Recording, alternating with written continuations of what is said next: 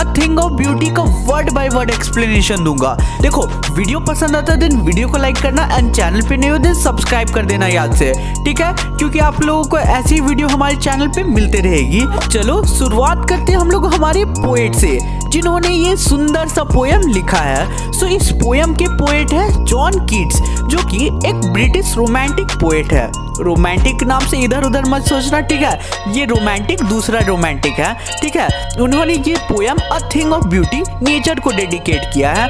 उन्होंने तैयारी तो की थी सर्जन बनने की, लेकिन बाद में उन्होंने ये डिसाइड किया कि वो अपनी लाइफ को डिवोट करेंगे पोएट्री के लिए। तो हमारा ये जो पोयम है अ थिंग ऑफ ब्यूटी, ये एक बड़ी सी पोयम का एक छोटा सा हिस्सा है, यानी कि ये एक एक्सर्प्ट है from the poem Endymion a poetic romance, ठीक है, ये यहीं से लिया गया है। सो देखो, अ थिंग ऑफ ब्यूटी ये सभी के लिए कुछ भी हो सकता है। पोएट के लिए इस पोयम में a thing of beauty nature है, आपके लिए अ थिंग ऑफ ब्यूटी कुछ और भी हो सकता है, लेकिन पोएट के लिए ये जो अ थिंग ऑफ ब्यूटी है ये नेचर है। एंड इस पोयम में हम लोग नेचर के बारे में ही पढ़ेंगे। तो अब चलो इस पोयम का लाइन बाय लाइन एक्सप्लेनेशन शुरू करते हैं। A thing of beauty is a joy for ever. तो पोएट हमें कहते हैं कि कोई भी सुंदर चीज जो कि भगवान ने बनाया हो या फिर नेचुरली बनी हो, वो हमें हमेशा जॉय यानी कि हमेशा खुशियाँ देती है।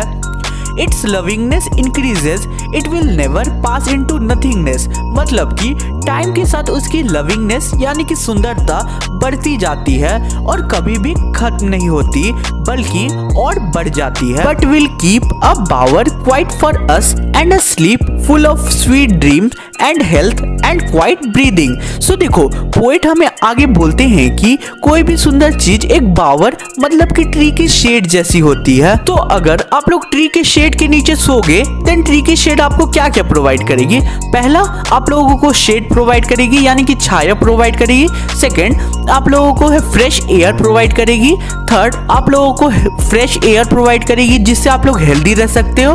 फोर्थ, आप लोगों को फ्रेश एयर प्रोवाइड करेगी जिससे आप लोग क्वाइट ब्रीदिंग कर सकते हो और चैन की सांस ले सकते हो। तो ये सारी चीजें आप लोगों को ट्री की शेड प्रोवाइड करेगी। तो ट्री की शेड को कंपेयर किया गया यहाँ पे अ थिंग ऑफ ब्यूटी से। सो अ थिंग ऑफ ब्यूटी भी बेसिकली यही सब आप लोगों को प्रोवाइड करेगी अगर आप लोग उससे प्यार करोगे तो अब आप लोगों को फर्स्ट आंसर तो अच्छे से समझ आ गया होगा। कहीं भी डाउट होगा देन कमेंट करके पूछ सकते हो, ठीक है। अब सेकंड स्टैंजा में आते हैं। Therefore on every morrow are we wearing a flowery band to bind us to the earth। तो पोएट हमें इन दो लाइन में ये बोलते हैं कि therefore यानी कि इसलिए हम रोज रोज फ्लावर से बनी हुई माला बनाते हैं जो कि हमें अर्थ से बांधे रखती है। मतलब सीधा साधा मीनिंग समझना चाहो तो ये समझ लो, अ थिंग ऑफ ब्यूटी जो कि नेचर है वो हमें हमेशा अर्थ से कनेक्टेड रखती है और अर्थ के प्रति हमारा लगाव और अट्रैक्शन बढ़ाते रहती है, ठीक है। इतना दूर समझ गए, आगे बढ़ते अब। Spite of despondence of inhuman dearth of noble nature of gloomy days of all unhealthy and all dark in ways made for our searching. तो देखो, यहाँ पे हम लोग कुछ वर्ड्स के मीनिंग जान लेते हैं। तो डिस्पोंडेंस का मतलब निराशा है यहाँ पे, इनह्यूमन डर्थ मतलब इनह्यूमैनिटी है, नोबल नेचर का मतलब अच्छे लोगों की कमी, फोर्थ वर्ड है ग्लूमी डेज जिसका मतलब होता है सैडनेस एंड दुख भरे दिन, ठीक है। इतने वर्ड्स के मीनिंग आप लोग जान गए हो। तो इन लाइंस में इतने ही टफ वर्ड्स थे जो कि मैंने बता दिया है, अब इनके मीनिंग जानते हैं।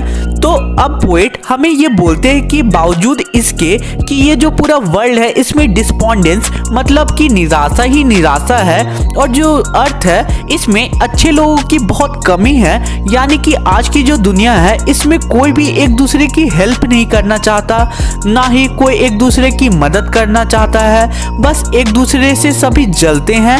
ये जो वर्ल्ड है इसमें बस सैडनेस है, दुख है, चीटिंग है एंड लड़ाई झगड़े हैं। और जितनी भी अच्छी चीजें हैं यानी कि कोई भी अच्छी चीजें जैसे कि नोबल होना, मिलजुल के रहना, दूसरों की हेल्प करना, ये सब चीजें तो मानो इस दुनिया से एक्सटिंक्ट हो चुकी है।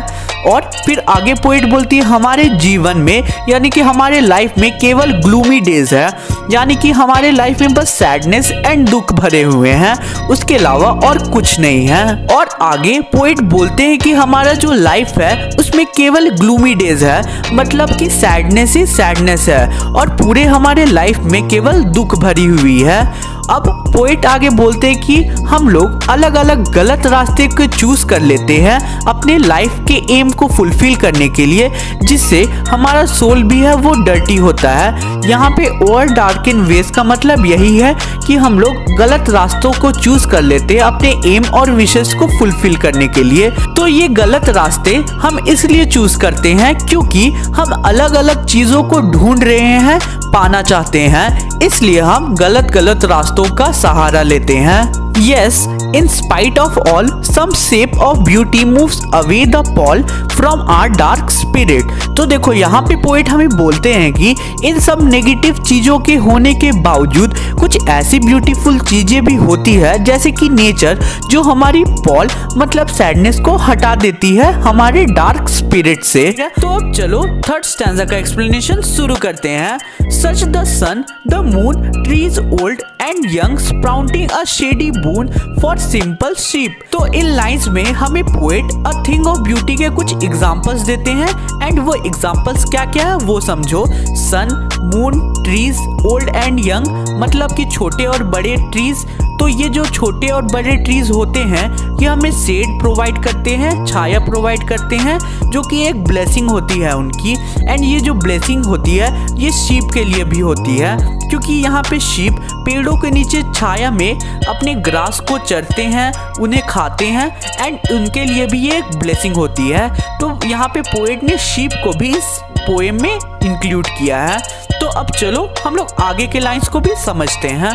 And such are daffodil with green world they live in and clear rills that for themselves a cooling covert make against the hot season। तो इन लाइंस में पोएट ने फिर से एग्जाम्पल दिया अ थिंग ऑफ ब्यूटी की, and इस बार a thing of beauty है daffodil, जिसकी इमेज आप लोग अपने स्क्रीन पे देख सकते हो, जो कि काफी खूबसूरत सा एक फ्लावर होता है एंड बहुत ही सुंदर होता है।